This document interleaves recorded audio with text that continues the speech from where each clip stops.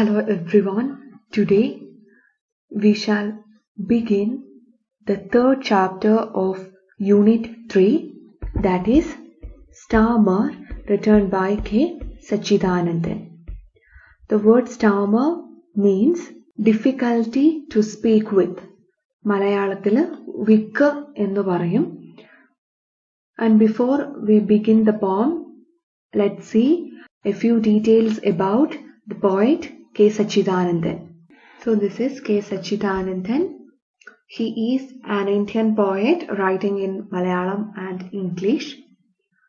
He is a critic, columnist, translator, and also he was the former secretary of Kendra Sahitya Academy. And he has written a poem titled Vikku in Malayalam, and he himself has translated this poem to English. And now we shall see what this poem is all about. In the poem, he does not speak about the difficulty to speak. Vikkine kurichalla parayunnathu. Instead, he speaks about the imperfections that we can find among human beings and in the world. So let's begin. Stammer is no handicap, it is a mode of speech. Stammer is the silence that falls between the word and its meaning, just as lameness is the silence that falls between the word and the deed. Did stammer precede language or succeed it? Is it only a dialect or a language itself? These questions make the linguist stammer. Each time we stammer, we are offering a sacrifice to the god of meanings. When a whole people stammer, stammer becomes their mother tongue, just as it is with us now. God too must have stammered when he created man. That is why all the words of man carry different meanings. That is why everything he utters, from his prayers to his commands, stammers like poetry. Stammer is a very short poem. It's a very simple poem, but it has got a lot of inner meanings.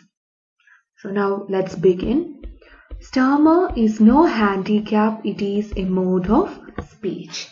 So K. Sachidanandan says that stammer is not at all a handicap. Handicap vaigalyamana. Instead, he says it is a mode of speech. That means it is a way of speaking. Samsara Reedi. So stammer is not a handicap.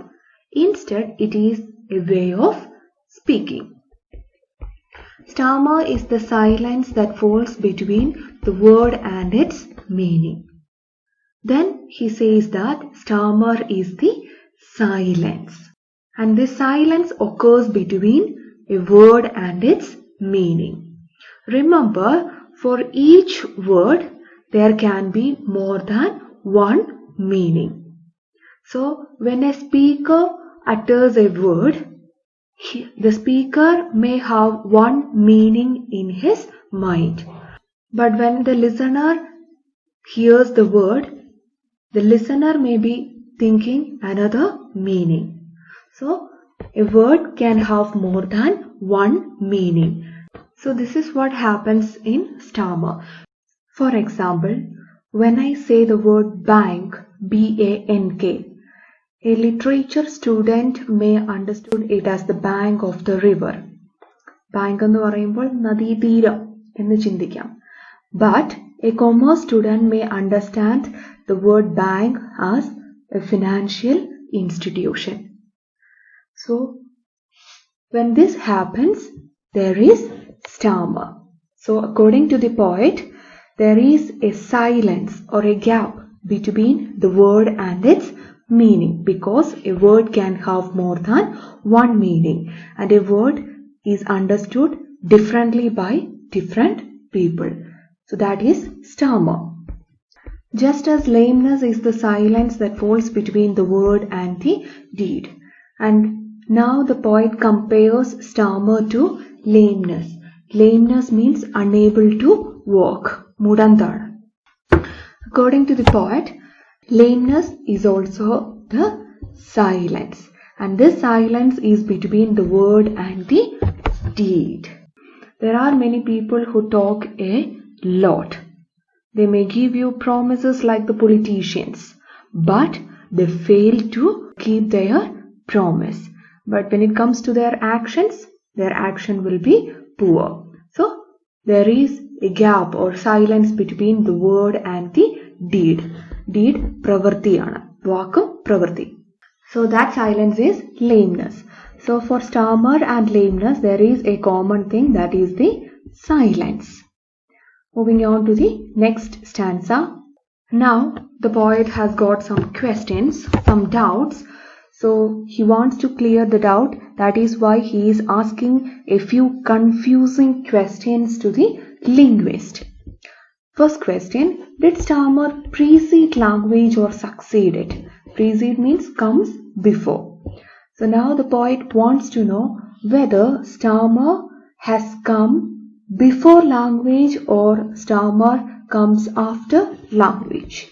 It's only a dialect or a language itself. Dialect pradeshika bhashayana. Now he wants to know whether stammer is a dialect or stammer is a language itself. And when he asks such confusing questions to the linguist, there is a chance that linguist may stammer. Linguist means a person who scientifically studies language. So according to the poet, these two questions cannot be answered even by the linguist. Next answer. Each time we stammer, we are offering a sacrifice to the god of meanings. What does the poet mean by this line? He says that whenever a person stammers, he is creating different meanings. That is why he says that these meanings can be a sacrifice to the god of meanings. Sacrifice biliyana.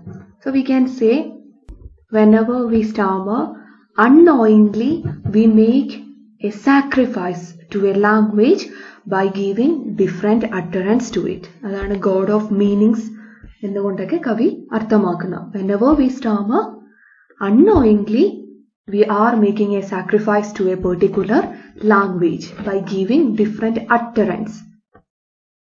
Utter means to speak. When a whole people stammer, stammer becomes their mother tongue. Here the poet says that if all people stammer, it will become an accepted practice, and later it could be considered as mother tongue. So when whole people stammer or when whole people use a particular word, it becomes part of accepted behavior. Just as it is with us now. So it is happening with all of us. So stammer is there with all of us, but this last line in this stanza also refers to our response to the burning social issues. See, we are living in India. In India, we have a lot of problems like unemployment, poverty, discrimination, etc. But most of the people are not interested in questioning it or solving it. And when one or two persons questions it, the political leaders may change our attention to some silly issues. So they may divert us from these major issues to some another simple issues. And we unknowingly follow these politicians, and we may also forget the real issues. See, stammer is with all of us. We follow the group. We forget to respond to our social issues. Last stanza. God too must have stammered when he created man. Here the word he refers to God himself. That is why it is given in capital letter. See, then the poet says that when God created man, he must have stammered. And he is giving a proper reason for it. That is why all the words of man carry different meanings. See, he says that when God created man, God must have stammered. That is why the people in this world speak different languages, and even a word is having a number of meanings. For example, ക്ടാവ് എന്നുള്ള വാക്ക് എടുക്കുകയാണെങ്കിൽ പശു, നമ്മുടെ കേരളത്തിൽ തന്നെയാണെങ്കിൽ ക്ടാവ് എന്ന് പറഞ്ഞാൽ ചില നാട്ടിൽ അത് പശുക്കിടാവാണ്, എന്നാൽ ചില നാട്ടിലോട്ട് പോകുമ്പോൾ ഒരു മനുഷ്യക്കുട്ടിയെ തന്നെയാണ് ഉദ്ദേശിക്കുന്നത്.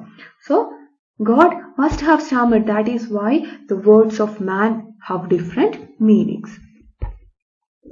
That is why everything he utters from his prayers to his commands stammers like poetry. Whenever a man speaks, it can be his prayer or it can be giving commands, he always stammers, and his stammer is like poetry. And here there is a comparison which is simile, stammers like poetry. See, when it comes to poetry, ഒരു കവി കവിത എഴുതിയ പോലെ ആയിരിക്കണം എന്നില്ല അത് വായിക്കുന്നവർ മനസ്സിലാക്കുന്നത്. അവരുടെ ചുറ്റുപാടുകളും അവരുടെ വിദ്യാഭ്യാസവും എല്ലാം അതിനെ ഇൻഫ്ലുവൻസ് ചെയ്യും.